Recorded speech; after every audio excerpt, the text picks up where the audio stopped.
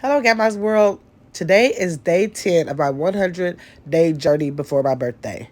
I will be leaving out to go to North Carolina today, and on the plane, instead of chips and things like that, I'm going to prepare my salad. Starting off with spring mix, then topping it with baby spinach. I want to use lots of greens because that helps to fill me up, and I won't have to worry about stopping anywhere and getting any food fast. So I have my mini cucumbers that I really do like. I like mini cucumbers and English cucumbers. And I add my toasted sliced almonds. This is like my favorite ingredient for a salad. I have to have my roasted almonds. And I'm going to add the grapes as a little bit of a sweetener so that I can use less dressing. My Aunt Reese taught me that. And then I'm going to add a couple of tortilla strips, the Santa Fe style, that has a little bit of flavor to them.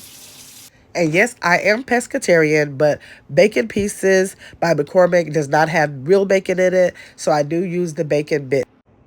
And for dressing, I will be using the Ken Steakhouse Raspberry Walnut Vinaigrette. See you on day 11.